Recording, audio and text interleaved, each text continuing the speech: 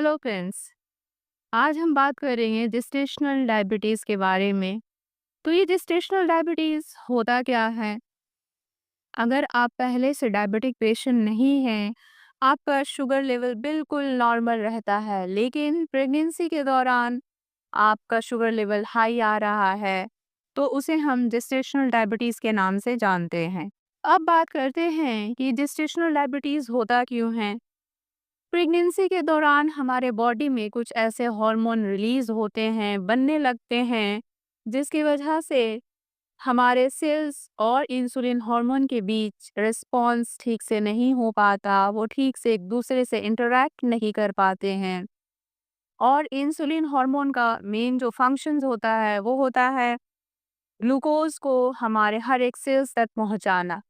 लेकिन जब इसका ये फंक्शन हैम्पर होता है, ठीक से इंटरेक्शन नहीं हो पाता है सेल्स के साथ, तो इंसुलिन रेजिस्टेंट एक कंडीशन डेवलप होता है, जिसकी वजह से हमारे बॉडी में sufficient amount of insulin produce नहीं होता और ग्लूकोज जो है वो सेल्स तक नहीं पहुंचकर वो ब्लड में जमा होने लगता है, जिसकी वजह से शुगर लेवल हाई आने लगता है।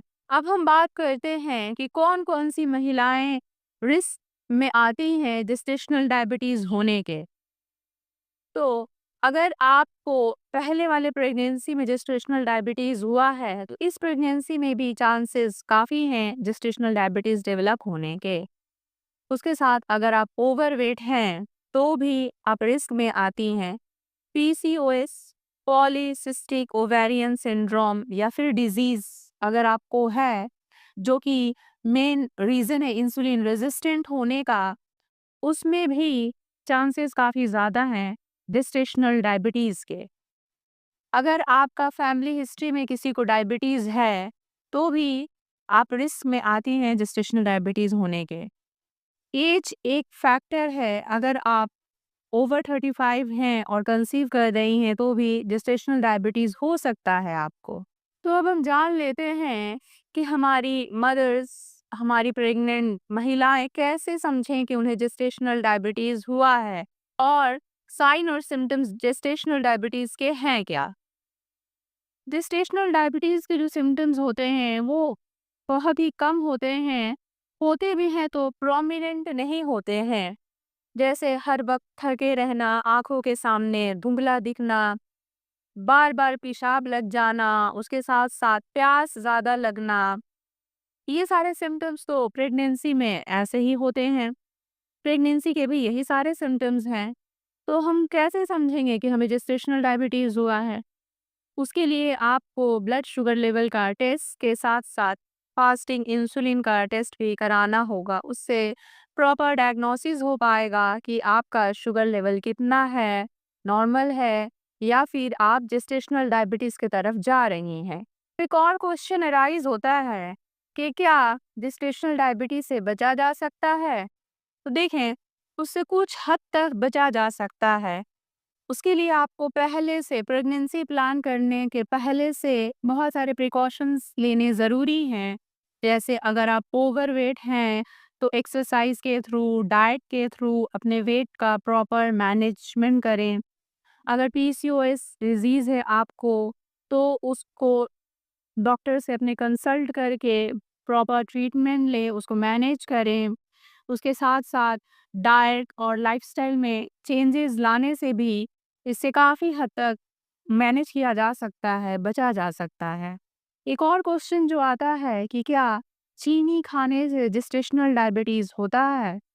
तो देखें, चीनी शुगर जो है वो आप प्रेग्नेंट हैं तो भी और नॉर्मल कंडीशंस में भी चीनी का इंटेक, शुगर का इंटेक जितना कम लें, जितना उसे अवॉइड करें, आपके लिए बेनिफिशियल है। तो अब हम बात करते हैं कि अगर जेस्टेशनल डायबिटीज़ है, तो उसे मैनेज कैसे किया जाए या फिर ट्रीट कैसे किया जाए?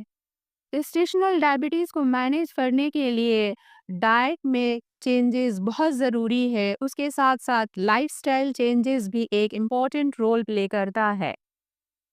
डाइट में आपको इंटेक बढ़ाना होगा वेजिटेबल्स का, रफेज डाइट लें, उसके साथ-साथ फाइब्रस फ्रूट्स लें, ऑल टाइप्स ऑफ सीड्स और नट्स लें।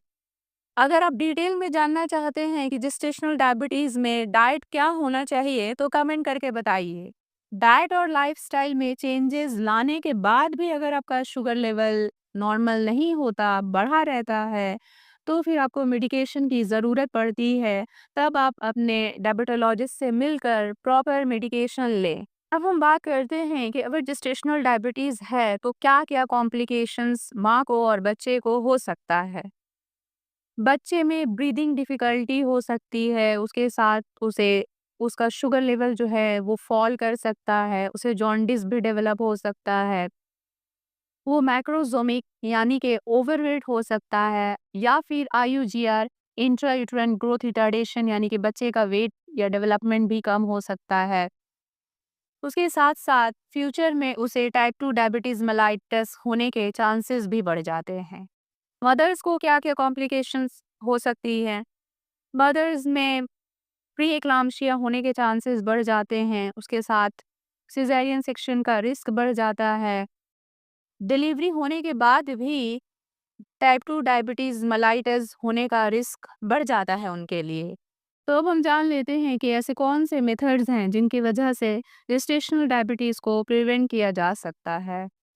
वेट अगर आपका ज़्यादा है तो वेट को कम करें, एक्सरसाइज डेली करें, पीसीओएस है तो उसे मैनेज करें। उसके साथ-साथ अगर आपकी फैमिली हिस्ट्री में डायबिटीज़ का हिस्ट्री है, तो रेगुलर शुगर लेवल को मॉनिटर करें, प्रॉपर स्लीप लें, स्ट्रेस फ्री रहने के लिए याद रखें कि स्लीप क्वालिटी में लेना ज़्यादा ज़रूरी है। 8 टू 9 आवर्स का स्लीप लें ताकि आप स्ट्रेस फ्री रहें, आपके हॉर्मोन्स जो हैं वो प्रॉपरली काम कर सकें, मैनेज रहें, डिस्टर्ब ना रहें। तो चलें फिर अपने हेल्थ का ध्यान रखें। Take care.